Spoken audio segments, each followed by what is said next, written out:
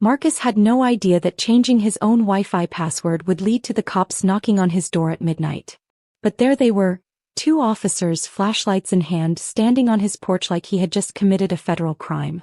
And behind them, Karen, his next-door neighbor. Arms crossed, face red with fury, grinning like she had personally solved the biggest cybercrime of the century. "Sir, we've received a complaint about unauthorized hacking," one officer said, barely suppressing a yawn. "Your neighbor claims you illegally accessed her Wi-Fi and tampered with her internet connection." Marcus blinked. Once. Twice. Then he laughed. Hard. This had to be a joke. A really, really bad one. But Karen's face said otherwise. She wasn't laughing. She was standing there with the confidence of someone who had caught a master criminal in action, her oversized sunglasses still perched on her head even though it was pitch black outside. "Ma'am," Marcus said, rubbing his temples, "you're telling me that I hacked your Wi-Fi? The Wi-Fi that I pay for? In my own house?" "Yes." Karen snapped. "I don't know how, but you did. My son and I have been using it just fine for months, and then suddenly, boom, no internet. And the only thing that changed? You messed with it." Marcus's brain short-circuited for a second. She had just admitted to freeloading off his Wi-Fi? Right in front of the police? The officer sighed, clearly regretting every life decision that led him to this moment. "Sir, could you explain what happened?" Marcus exhaled. "Hey, here's what happened. My internet was running slow, so I checked my router settings. Turns out there were multiple devices connected that weren't mine. I changed my password. That's it. That's literally all I did." Karen gasped as if he had just confessed to arson. "Exactly. You cut off our access without warning. That is illegal." Marcus looked at the officers, waiting for them to shut this down. Instead, they exchanged a glance, probably deciding whose turn it was to deal with whatever this was. The older one finally turned to Karen. "Ma'am, your neighbor has every right to change his password. It's his internet." Karen's face twisted into something ugly. "No, you don't understand. This is a community. We share things here. And now my son can't even do his homework." Marcus almost choked. "Homework? Your son spends all night screaming into a gaming headset and trash-talking strangers online." Karen gasped again as if he had just insulted the queen herself. "How dare you?" At this point, even the cops looked like they wanted to be anywhere but here. The younger officer sighed and gave Marcus a tired look. "Sir, do you want to press any charges?" Marcus stared at him, confused. "Press charges? Against her?" "Technically," the officer said, scratching the back of his head, "if she's been using your internet without permission, that could be considered theft." Karen's eyes widened. "What?" Marcus took a deep breath, weighing his options. As tempting as it was, he had a better idea. "No, I don't want to press charges. I just want to sleep." The officers nodded, clearly relieved, and turned to Karen. "Ma'am, stop using your neighbor's Wi-Fi without permission. If you have an issue, call your service provider. Have a good night." Karen, still sputtering in rage, stormed off. But not before pointing a trembling finger at Marcus. "This isn't over." The moment she was gone, Marcus shut the door, muttering, "Oh, I know." The next morning he woke up to a new nightmare.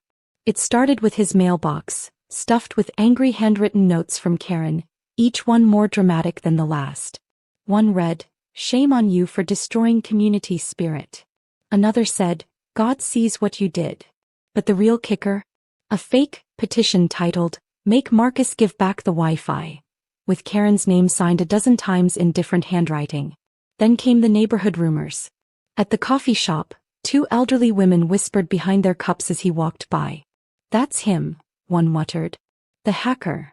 At the grocery store, a dad yanked his kid away from Marcus like he was some kind of criminal. Even the mailman gave him a look of pity. Marcus couldn't believe it. Karen had actually convinced half the neighborhood that he was some evil tech wizard who had locked them out of the sacred Wi-Fi network. And then, things got even stranger. That night, while double-checking his security settings, he noticed something weird. A device was still connected to his network. But it wasn't Karen's. Marcus frowned. That was impossible. He had reset the password. Twice. There was no way anyone else should still be connected. His heart started pounding. Someone was inside his network. Curious and a little nervous, he traced the device's activity. Whoever it was, they weren't just using his Wi-Fi. They were doing something. Files.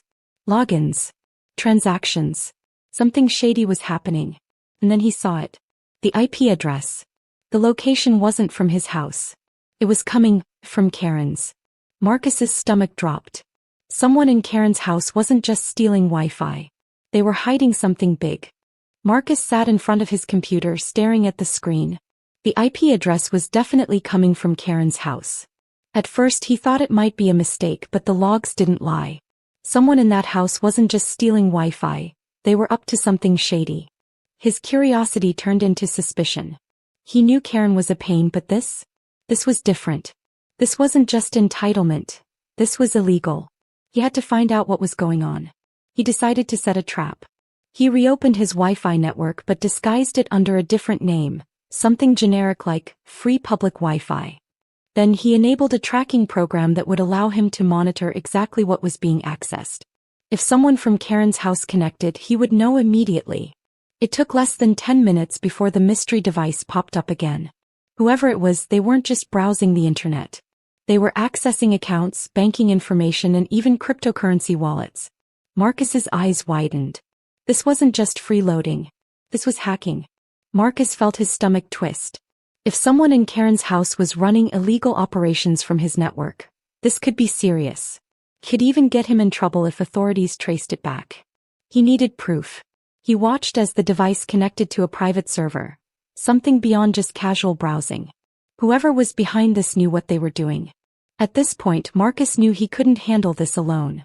He needed to confront Karen, but he had to be careful. Marching over there with accusations wouldn't work. Karen would just deny everything and twist it to make herself the victim. So he printed out the connection logs, the timestamps, and a detailed report of the unknown device's activity. She wanted to scream at him again, fine. But this time he had evidence. When he knocked on her door, Karen answered with a glare. "Oh, look who it is. Come to apologize." Marcus held up the papers. "We need to talk." Karen rolled her eyes. "Oh, what now? Did I breathe too loud? Did my lawn offend you?" Marcus took a deep breath. "Someone in your house is hacking accounts using my Wi-Fi." Karen blinked. For a second her face actually looked confused. "What are you talking about?" Marcus handed her the papers. "Look, these logs show a device connecting from your house. It's been accessing financial data, personal logins. This isn't just about Wi-Fi anymore, Karen. This is serious." Karen skimmed the papers, frowning. Then she scoffed. "This is ridiculous. I don't even know what half of this means." Marcus studied her face. She wasn't lying. She really had no idea. That meant someone else in her house was behind this. And then, as if the realization hit her at the same time, her expression changed. Her eyes narrowed and she turned sharply toward the stairs. "Brad!" she yelled. Marcus felt a chill run down his spine. Oh no.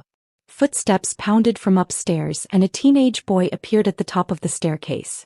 Brad, Karen's son, looked about 17, wearing headphones around his neck and gripping a laptop so tightly his knuckles turned white. Karen held up the papers. "Explain this." Brad's face turned pale. I don't know what that is." Karen's nostrils flared. "Marcus says someone in this house has been using his Wi-Fi too." She hesitated, squinting at the papers. "Something about hacking?" Brad swallowed. "That's stupid. I don't know anything about that." Marcus noticed the way Brad was gripping his laptop like it was his life support. The way his eyes darted toward the front door. He was nervous. Too nervous. Karen narrowed her eyes. "Bradley. Give me the laptop." Brad took a step back. "Mom, no." Karen's tone sharpened. "Yow." Panic flickered across Brad's face. "It's mine. You can't just." Karen lunged forward, snatching the laptop out of his hands before he could react. She clutched it like a prized possession and stormed down the stairs. Brad looked like he was about to pass out. Marcus braced himself as Karen flipped the laptop open, her lips pursed. "All right, let's see what's so important that you..." She stopped mid-sentence. Her face twisted into an expression of pure shock. Brad took a step back toward the stairs. "Mom, please, I can explain." Karen's eyes snapped up, and for the first time since Marcus met her, she looked genuinely terrified. "What is this?" she whispered. Marcus peered over her shoulder. The screen displayed a list of stolen accounts. Streaming services, online banking logins, credit card information. All under different usernames. Brad had been hacking people's private data. Marcus swore under his breath. He knew it was bad, but this was felony-level bad. Karen turned slowly toward her son, her voice shaking. What have you been doing? Brad was already backing up. It's nothing, okay? Karen's voice rose. You stole people's accounts? Brad's panic turned defensive. It's not like that. It's just streaming accounts. People share those all the time. Marcus crossed his arms. Oh yeah. And the banking logins? The cryptocurrency wallets? You were stealing money. Karen looked like she was about to faint. Her face had gone completely pale. Brad, they can trace this back to us. Brad opened his mouth, then shut it. He knew. He had known this whole time. For the first time ever, Karen was speechless. She dropped the laptop on the table like it was on fire. Oh my God. Marcus sighed. Yeah. That's what I said. Karen was shaking her head violently. No, this isn't happening. This is your fault. She whirled on Marcus, her voice shrill. You did something to make this happen. You've been out to get us since the day you moved in. Marcus just stared at her. Are you serious? Karen pointed a shaking finger at Brad. Tell me the truth. Tell me Marcus hacked your laptop. Brad's face twisted. Mom, what? No, that's not. Karen clapped her hands over her ears. I don't want to hear it. We are fixing this. We are going to make this go away. Marcus let out a dry laugh. Karen, this isn't a parking ticket. Your son has been committing actual crimes. Karen ignored him, pacing frantically. Then she turned to Marcus with a sudden manic look in her eyes. You don't have to tell anyone. Right? We can just forget this happened. Marcus's eyebrows shot up. Oh, you're kidding. Karen's voice dropped to a whisper. I can bake you something. I make great cookies. Marcus blinked. I'm allergic to gluten. Karen clenched her fists. Fine. I'll pay you. Marcus exhaled. Lady. Your son is committing cybercrimes. The police would have found out eventually. Karen's face twisted in fury.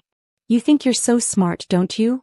And then, as if the universe had impeccable comedic timing, a loud knock echoed from the front door. Brad went completely still. Karen's eyes darted toward the door. Her breathing hitched. Marcus folded his arms. Well, that was fast. Karen's whole body tensed. You didn't. Marcus just smirked. The knock came again, louder this time. And then a deep voice called out. This is the FBI. We need to speak with Bradley Smith. Karen gasped. Brad looked like he was about to pass out. Marcus? He just smiled and sipped his coffee. The room went dead silent. Karen looked like she had seen a ghost. Brad stood frozen, his face pale as a sheet, his hands twitching slightly at his sides. The knock at the door came again, heavier this time, more impatient. The deep voice on the other side repeated itself, each word sinking into the room like an anchor. This is the FBI. We need to speak with Bradley Smith. Karen's eyes darted between the door and her son, her brain visibly short-circuiting. Then, without warning, she lunged forward and grabbed Brad by the arm, hissing in a panicked whisper. Go to your room. Delete everything. Now. Brad yanked his arm free, shaking his head rapidly. Mom, that's not how this works. They already know. Karen spun toward Marcus, her expression shifting from fear to sheer desperation. You did this. You called them. Marcus raised an eyebrow. Lady, your kid's been committing actual cybercrimes for who knows how long. The only thing I did was stop him from using my Wi-Fi to do it. Karen's face twisted with fury, but before she could unleash another tirade, another voice came from behind the door. Mrs. Smith, we know you're inside. We suggest you open up. We have a warrant. Marcus let out a low whistle. Oh, a warrant. Yeah, that's bad news. Karen let out a high-pitched noise that was somewhere between a shriek and a whimper. Her hands were shaking, her breathing shallow. Then, in a move that could only be described as completely deranged, she grabbed the laptop off the table and threw it toward Marcus. Take it. It's yours, she shouted. Marcus barely caught it before it hit the floor. He stared at her, dumbfounded. What? Karen waved her arms wildly. They can't find it here. It's yours now. You planted it. Marcus exhaled slowly, trying to process just how deep her delusions ran. Are you actually trying to frame me right now?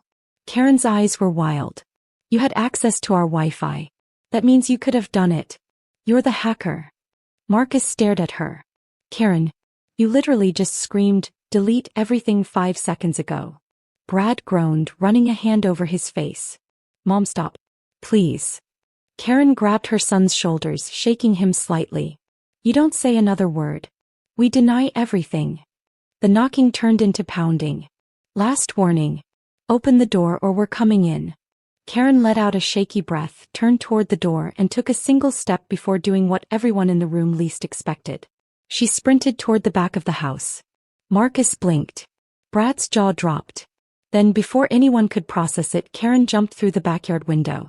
Glass shattered everywhere. A loud thud followed, along with a groan. Marcus peeked outside and saw her lying on the grass, tangled in her own garden gnome display, moaning in pain. Oh my God, he muttered. She actually did it. Brad slapped a hand to his forehead. She's lost her mind. Before Marcus could say anything, the front door burst open. FBI agents swarmed inside, weapons drawn, their movements swift and precise. Within seconds, Brad had his hands in the air, looking like he was about to cry. One agent grabbed his laptop from Marcus's hands, while another moved toward the backyard window, staring in disbelief at Karen, who was still groaning in the grass. The agent said, we might need medics for that one. Karen groaned louder. I'm innocent. One of the agents rolled his eyes. Mrs. Smith, you just jumped out of a window. I panicked, she whined. Marcus stood against the wall, watching the whole thing unfold like a live-action crime show. Brad was being restrained, the FBI was scanning through his laptop, and Karen was still moaning in her garden gnome pile. One of the agents finally turned to Marcus. You're the one who reported the unauthorized network activity? Marcus nodded. Yeah. Didn't expect it to escalate this fast, though. The agent flipped through a small notebook, glancing at the data they had already collected. Well, you weren't the only one. We've been tracking multiple fraud cases tied to Brad's activity. The guy's been hacking accounts across multiple states. Marcus's eyebrows shot up. Wait. Multiple states. Brad let out a miserable groan. Oh, come on. Karen, still lying in the dirt, suddenly shouted. He's just a kid. You can't arrest a child. The agent closest to her sighed. He's 18, ma'am. He's legally an adult. Karen let out a noise that was somewhere between a sob and a screech. But he didn't mean to. Brad let out an exhausted sigh. Mom, stop talking. The agents ignored her and turned back to Marcus. We appreciate your cooperation. This could have gotten worse if it had gone unchecked. Marcus shrugged. I just wanted to change my Wi-Fi password. One of the agents chuckled. Well, you might have saved a lot of people from getting their identities stolen. Meanwhile, Karen was still thrashing in the dirt, pointing dramatically at Marcus. He's the real hacker. He framed my baby. One of the agents exchanged a look with his partner, then turned toward her with an exasperated sigh. Ma'am, we already have months' worth of evidence linked to your son's accounts. We've been investigating this for weeks. Karen's mouth opened, then closed, then opened again. Finally, she just slumped back in the grass. This is so unfair. Brad let out a long, deep sigh. Can I just go to jail now? The FBI agents finished their work, secured Brad's laptop and led him toward the door. Karen, now finally understanding that this was actually happening, scrambled to her feet and ran after them. Wait. I'll get a lawyer. I'll. The front door slammed shut behind them. Silence. Marcus let out a breath and looked around the now empty house. Glass shards from the windows sparkled on the floor. Karen's pile of complaint letters was still on the counter. And for the first time in weeks, the house next door was actually quiet. He exhaled slowly, then walked back to his house, locking the door behind him. For the first time since he had moved in, Marcus sat on his couch, opened his laptop and connected to his own Wi-Fi without worrying about anyone stealing it. The next morning, the neighborhood was buzzing with the news. Karen's house was empty. Brad was facing multiple felony charges. And Karen? She had been spotted loading a moving truck with the same furious expression she had worn every time she yelled at Marcus. By noon she was gone. As Marcus watered his plants in the front yard, one of his other neighbors, an elderly man named George, walked by and gave him a knowing nod. "So," George said, "I heard Karen had to move out." Marcus smirked. "Yep." George chuckled. "Guess that means you won." Marcus took a deep breath, enjoying the crisp, peaceful air of a Karen-free neighborhood. "Oh," he said, "I definitely won.